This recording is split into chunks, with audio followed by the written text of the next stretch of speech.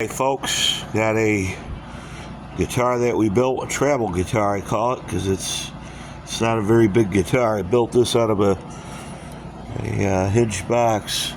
It's a pretty cool guitar. Its machine heads are made out of gold. Kind of looks cool.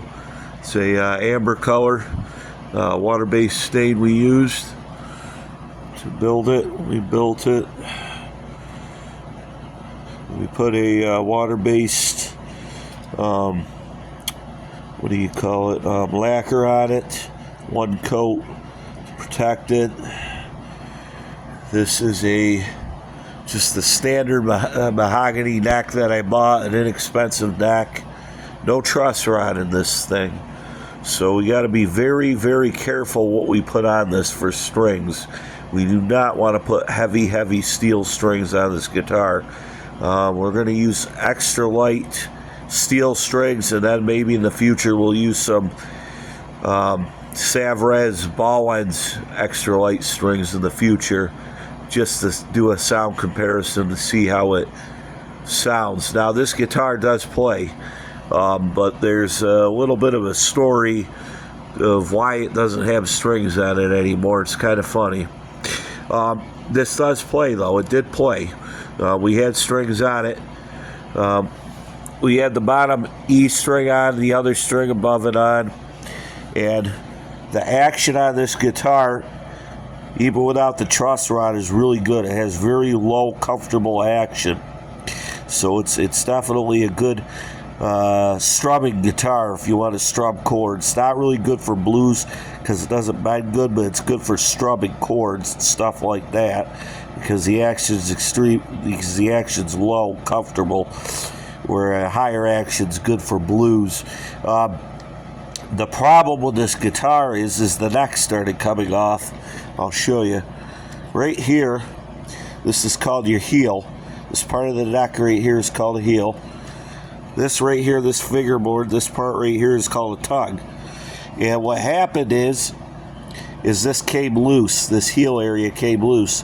And the way I built this guitar is that I used epoxy on here, and I didn't let the epoxy dry long enough, and I took the clamps off and I glued this fingerboard on, which is really tight, and I just used regular white glue for that, and I didn't put enough effort into the neck. So what happened is the first two strings were on it and it had comfortable action like it was going to play, and my brother puts the third string on and the action starts getting high, and I'm like, what is going on here? And I look, and this whole heel starts popping out of it, popping off.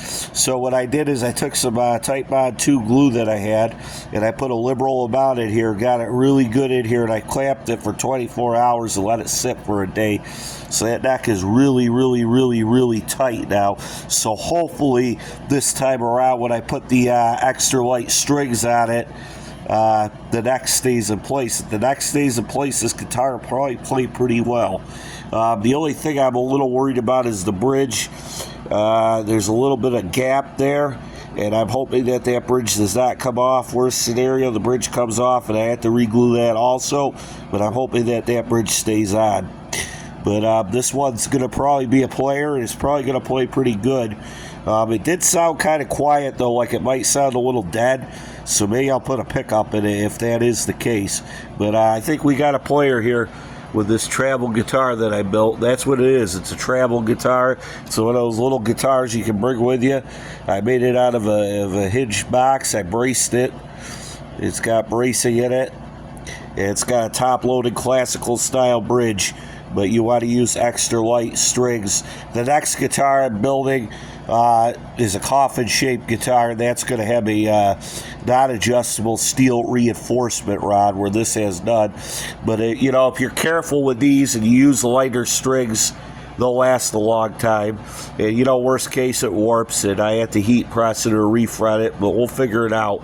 But if I take proper care of it, this guitar should last quite some time. So if all goes well, we'll get strings on it, and we'll do a demonstration video of it, what it sounds like. All right, folks.